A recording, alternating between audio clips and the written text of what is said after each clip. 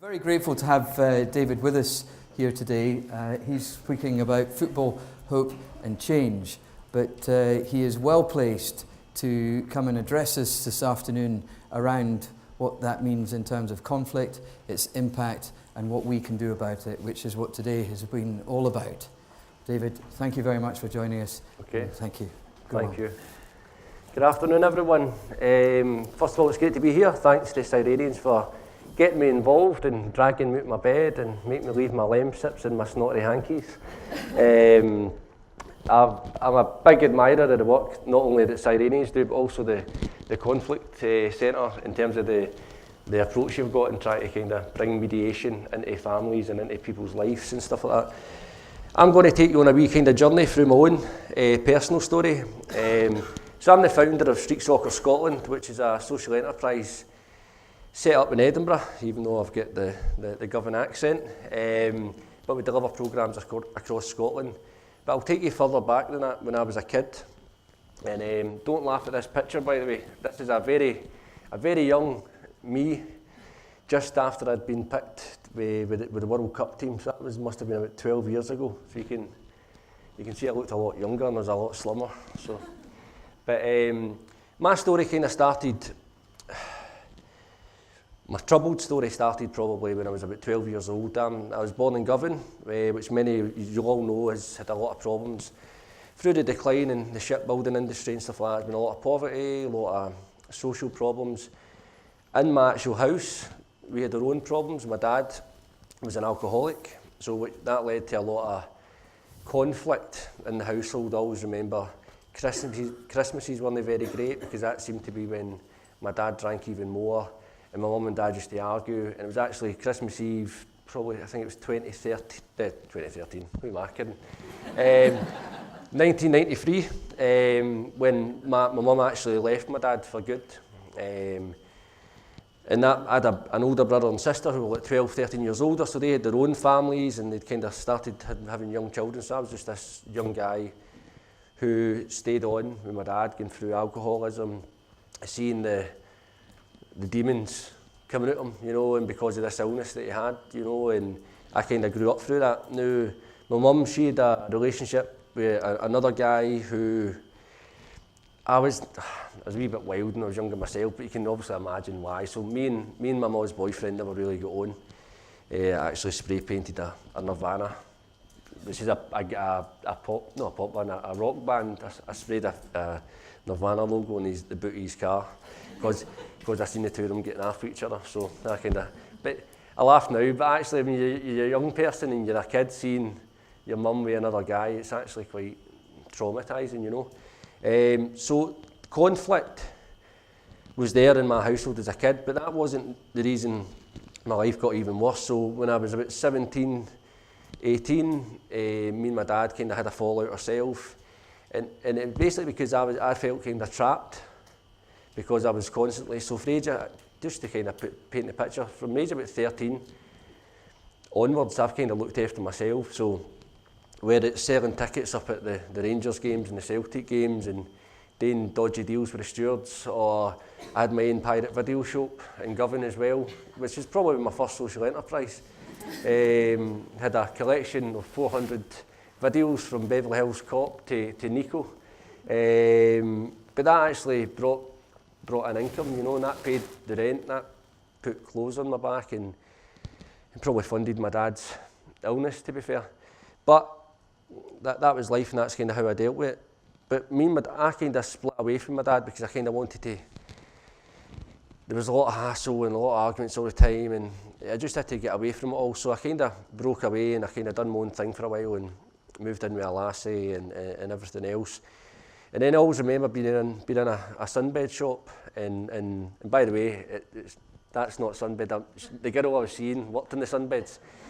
I know I should maybe say I was in, I don't know, a library or something, but I was in the sunbed shop in Renfrew with a lassie I was seeing at the time, and I got a phone call from my sister, and I thought it was just a kind of phone call to say, right, it's Sunday, come up and get your dinner and all that, but it was actually my dad being funded, and I was just kind of numb, you know. It's like, well, didn't start crying, didn't I just felt kind of numb. Went to see my sister and my brother and the family were all kind of grieving and stuff like that, but I just still felt numb, you know, and go through the funeral, and then over about a year, I kind of moved away from Govan, tried to kind of leave everything behind and set up in the kind of like Shawlands area, Glasgow and stuff like that, but all this stuff was still going on in my head, and I was drinking, and I was lost all trust in humanity, and always thought bad things were going to happen. I was very negative, and lost my job, lost my girlfriend, and lost the roof over my head. So I was homeless, and being homeless at the age of 20 years old, it's not a great place for anyone, you know. But when you're a young guy, you don't know what homelessness is. I seen homeless as a guy sitting begging on Socky Hall Street, or associated with somebody selling the big issue, and it was their fault that they were there, and everything else. But that's the most total untrue words I could ever say, you know, because homelessness affects everybody, and it was affecting me.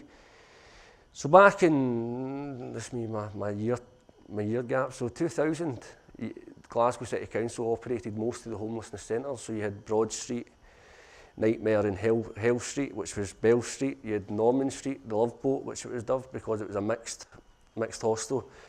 Cheapside Street, all council-run facilities, and all it was basically a crap cupboard with a bed that smelled of pee, a chair and a table. No support, nobody there to say, look, this is only temporary, this is a temporary fix. If you do this, this and this, you can move on.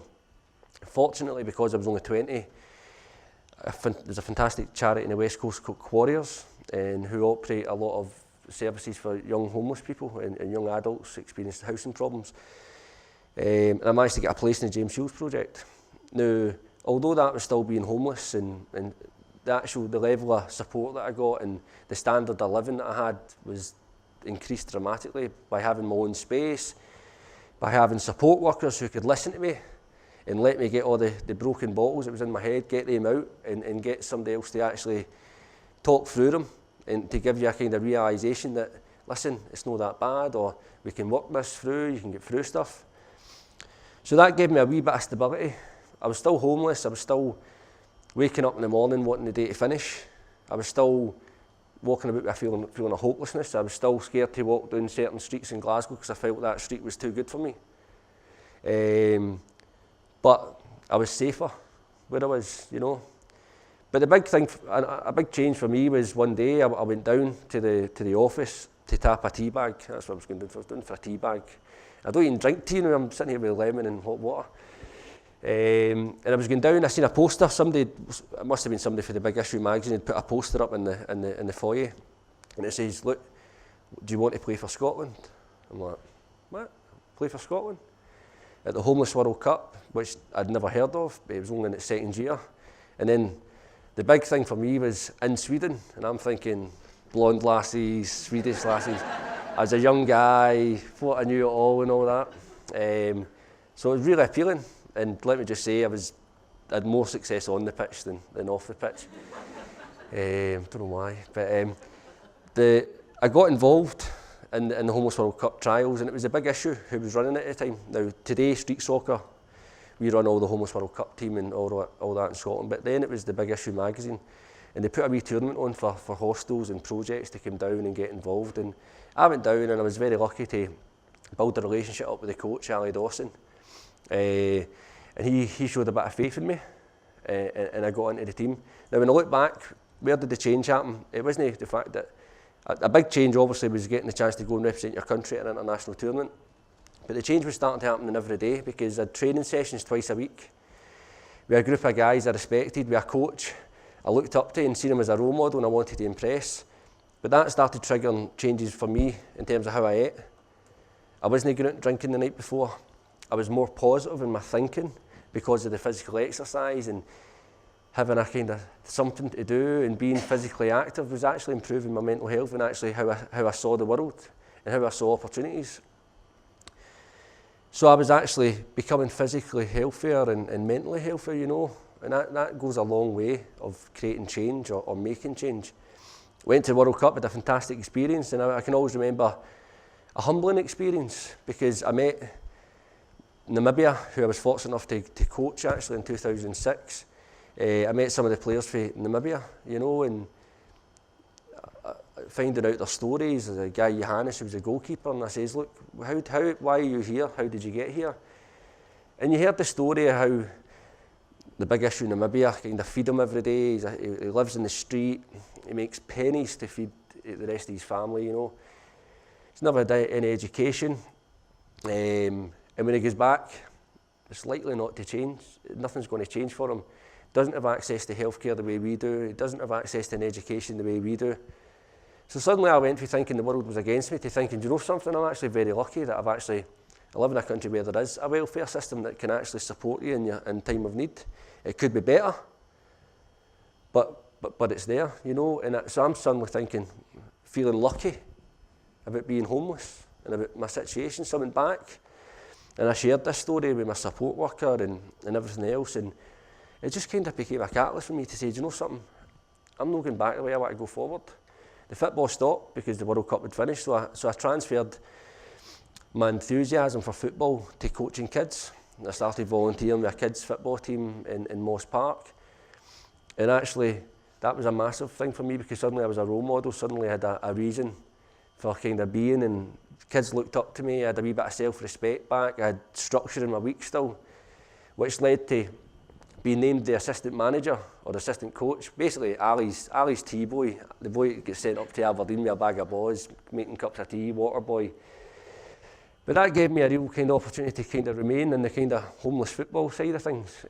So that was that picture's from, and I think that's why I kind of put it in there. You know, that picture was taken about 3 weeks after I got my first flat, after coming through homelessness, you know. So these players and the coach and all that had a massive impact on me. And today, they still do. I mean, I was chatting to Ewan from Sirenians earlier, and I actually spoke to my colleague Craig about it, and how players always come up to me and say, oh, thanks for doing this, Dave, I really appreciate it. I'm like, no, thank you. Because the reason I'm here playing football, you know, because I feed off you guys. You drive me. It's a two-way thing, you know, so that was really important. And over the next few years, I obviously got an education and started working full-time as a community worker and working in the homelessness sector and doing the kids' football and coaching at night. And I think that was just the kind of, all that was driving me towards setting up my own project, which is Street Soccer Scotland. By the way, that picture is product placement. We're sponsored by Microsoft, so we need to get these phones in it. You see the big phone, so you'll see that quite a lot. So I set up Street Soccer in 2009, and it was simply to give other people a chance that I got. That was all it was. I realised that I'd experienced the same things that these players were experiencing. I realised that I managed to get myself out of that.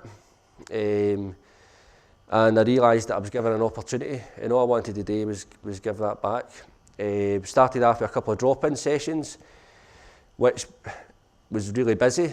When there's over 30,000 homeless people in Scotland, you can imagine it can be busy, you know. And it just kind of started moving from there. I moved from Govan, well, Cardonald. I made a step up. I moved to Cardonald, but that was a kind of posh Govan. That's what they classed it when I grew up. But moved from Cardonald to Edinburgh for a 6-month period. 6.5 years, 7 years later, I'm still here. I'm now a leafer. I used to be a Governite, now I'm a leafer. And just kind of started with drop-in sessions and getting people involved, and it started growing from there. And so for today, for example, we've got programmes all over Scotland. It started off with just Edinburgh and Glasgow. We've got weekly drop-in sessions, programmes. We've got over 1,000 players coming down every week now, between adults and youths, you know, 30 sessions a week, and it's been fantastic. But the reason it's been fantastic is because people like you in the room, organisations like Sirenians, Sam H, Quarriers and various others have supported us along the way, because what we do in terms of street soccer is we engage by getting people involved in regular drop-in sessions and tournaments to build a friendship and increase their confidence, their self-esteem, their fitness and all that. All that's great, but then once you actually capture that, it's about turning it into something positive, and that's where we offer development through our personal development courses and classes. And then we give people the opportunity to volunteer, and that links into our youth services in the evening. So a player could come into street soccer experience certain difficulties, come through the engagement side with the drop-ins, play football for so long, do the education and do the programmes, and then actually become a volunteer and go out into Wester Hales and Leith and Govan and Sandy Hills and so on, go out there and deliver free football programmes for kids whose parents simply don't have the money to send them to a registered sports club. So we actually put the sports clubs right into the hearts of the communities. It's a win for our players who are getting their self-respect back and getting that kind of real tracksuit on, balls over the shoulder, you know, they feel as if they're putting something back, because many felt as if all they've done is take out of society, whether that's through addiction or whatever it was. Now they're getting a chance to give it back. The kids are happy because they've got somewhere to go. The parents are happy because they've got shot of the kids for a couple of hours. And the communities are happy. Our only outcome is to give kids something to do. Little did we know that it would break down barriers around the Somalian kids in Govan between the local kids. It stops the friction. It's the first time they started playing together. We didn't know it would reduce crime in the area up in Powys and Printfield and Aberdeen by 50% during the times that we were there. We never knew that parents would really, really buy into it and get involved. And that's just a product of putting something good in a community. You know, I'm a big believer, if you put something good somewhere and you open the doors to the local community to let them get involved and take ownership, then it'll flourish. So that project, what I talked about with the youth programme, for example, we only had a 3-year plan with it. We're now into the 3rd year now, and now parents are starting to take ownership of it. We're setting up committees. So they run them locally, and then we just support them by supplying coaches and stuff like that, giving them ownership. And in terms of sustainability, it saves me trying to chase funders to fund it all the time. So if it's owned locally, we can do that. This is the shortest speech I've done, actually. I'm flying through this here. I don't know if it's because I've got a cold. But in terms of street soccer, what we do, what you'll also know is, you've probably seen it last week, the Homeless World Cup is coming to Glasgow, George Square, for the 10th to the 16th of July.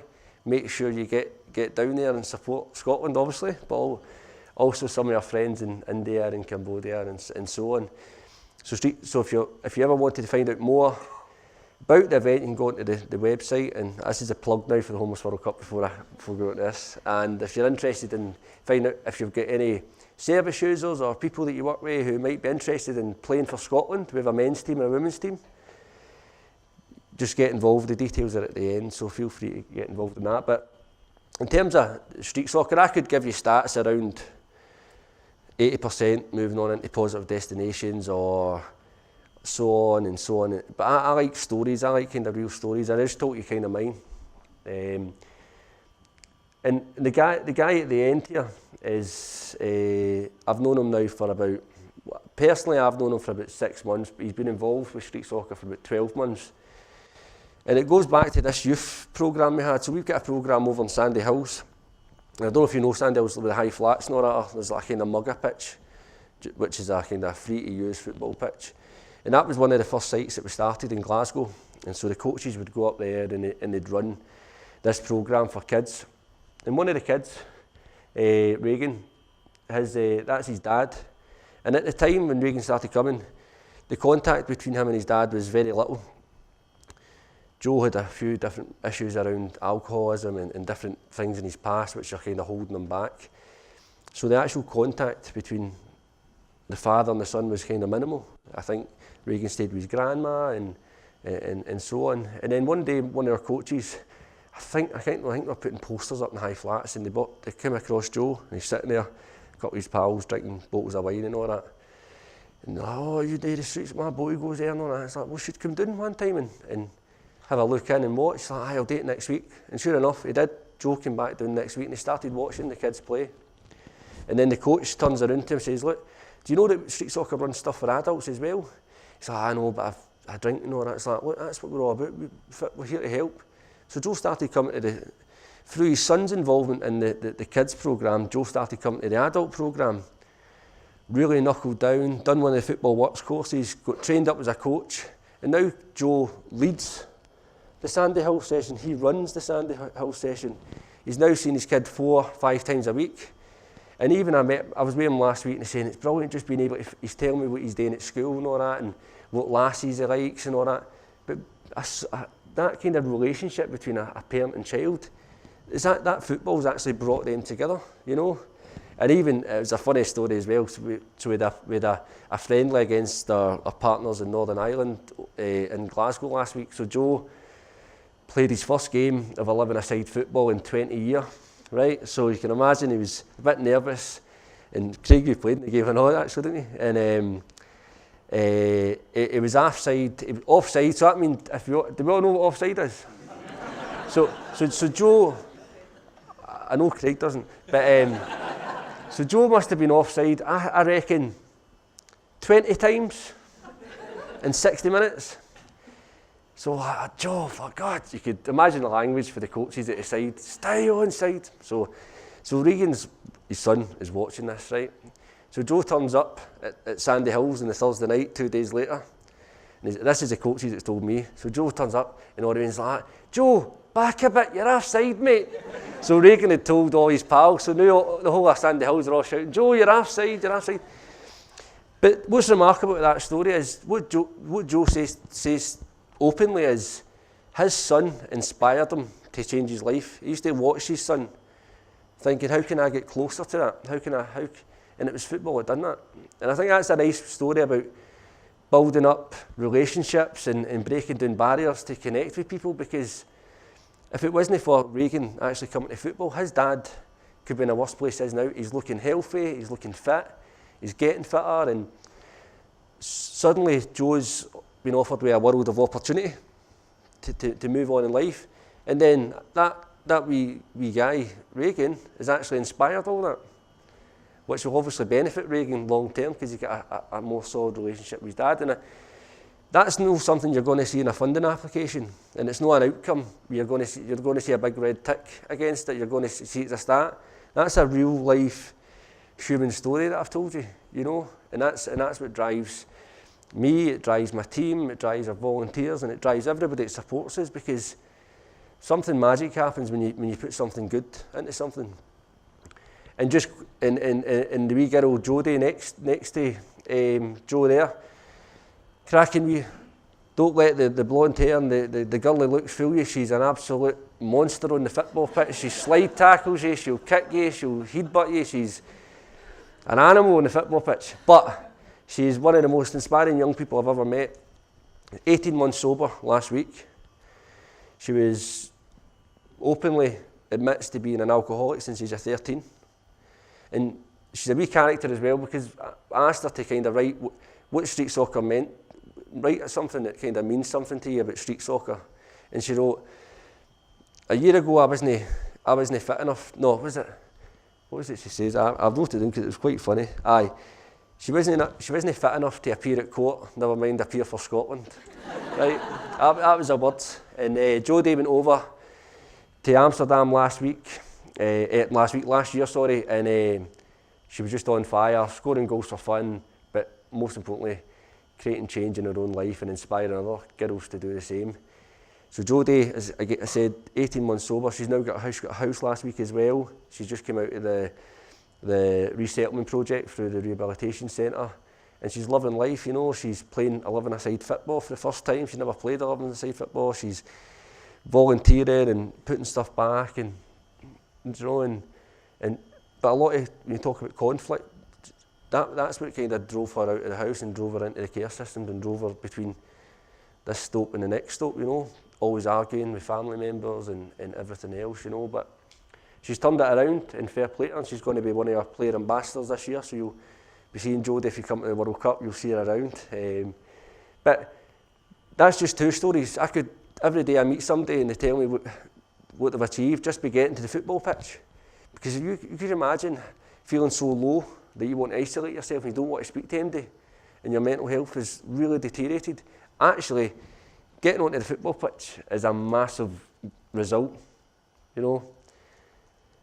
And it's about what can we do once the guys and the lassies are there? How can we help them change? And the simple solution to that is be there for them. Give somebody an opportunity. Because if you give somebody an opportunity, that leads to change, you know. But first they need that hope, and it's only when people have got opportunities and they've got the courage to go and take these opportunities they can get that hope to create change. Now I don't know how I'm on for time, because usually I'm an hour session, but am I good on time? Was that 20 minutes? Yeah. Yeah.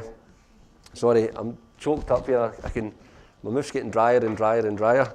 But so I was very fortunate enough to be given a chance to change my life, whether it be through Quarriers, through good people around me, through football. So I'm very lucky, and I'm even more lucky to be able to do that as a job every day. So if you want to find out more about street soccer, please just get in touch. We'll come and see you, or we'll welcome anybody you work with into the family, as we call it.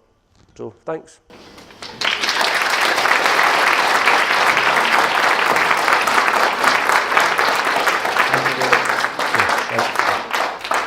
Can I say well played? Not to me, I'm rubbish. Well, David, I want to open to the floor the opportunity of asking you any questions, but thank you for sharing your story and that of those who you've supported on the way. Truly inspirational, and we wish you all the very best of luck. We'll be hearing more from you in terms of the Homeless World Cup in Glasgow. I think you can all join me. We're all really excited about that, but if there's any partnership opportunity, I know that we would be welcome and open to that, and that goes for all of us here. But just if we can open the floor to any questions and then finish with a round of applause for David. Any questions before we move to our final speaker? Adam. Thank you. Hi David, it's not so much a question but a thank you for having the courage to move away from how limiting outcomes and measurements are towards human beings, and sharing us the human stories that you said there. I hope it gives us all more confidence to realise how limiting those are within human beings. So it was just a thanks to have courage to step up and do that. Thank you.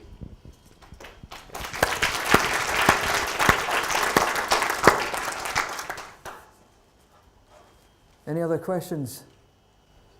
Hello there. Sorry, I don't know your name, but welcome. Peter. My question is that when you're doing a coaching session,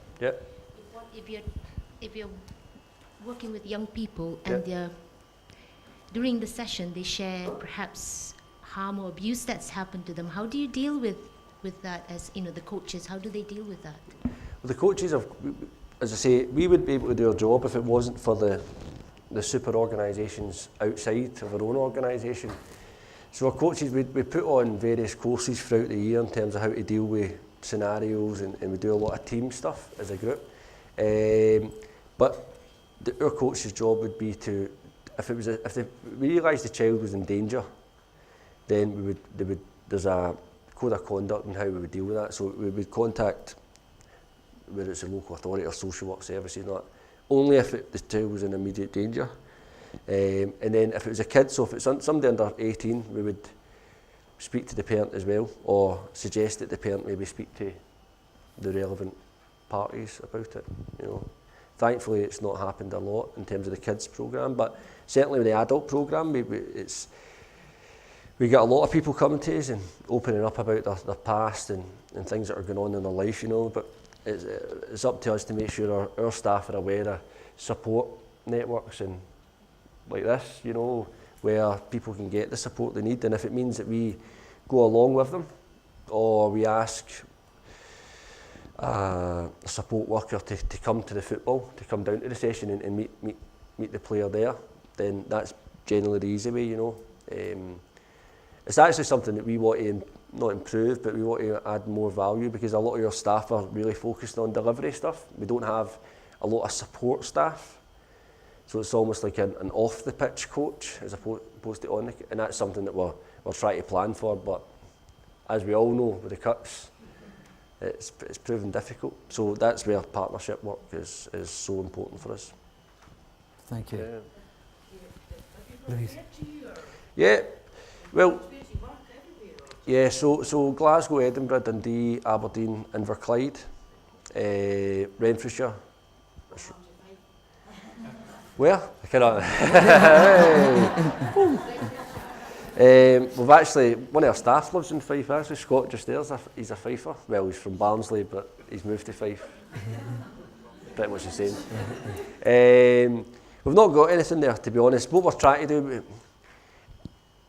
we're still a young kind of organisation, 2009, and when you start you want to take over the world and do as much as you can, but we actually realise it's better to focus on what we're good at and having key kind of focuses. So what we're trying to do just now, we're setting up a network, so we're doing something, we've done something in Inverness as part of a partnership initiative, and we're doing one in Alloa as well, where we're kind of providing support to the local organisations to be able to deliver it themselves, and then you would just be brought into our national network for tournaments and stuff like that to add value to that, and when we're doing training courses and that. But if you're interested, speak to Scott at the end, and we can maybe look at that, because it's more sustainable in it, doing it that way. So yeah. But oh, sorry, I'll actually answer the question. So the best way we actually get players, I know you threw me off there with the five. Players get involved. 80% of them are word of mouth. So if one guy comes to a hostel, goes and plays football, has fun, he goes back and tells to his pals, and then they come down. That's where most of our players come from. Promotion-wise, we've got posters on in most community facilities, hostels and day centres and doctor surgeries. We try and poster everywhere in Facebook and social media, but obviously we do street work and stuff like that when we can as well. So. Aye, cheers. David, on and off the pitch, we wish you all the very best of luck. Thank you very, very much. No worries. And just, it's been great to see you. Thank you you very much.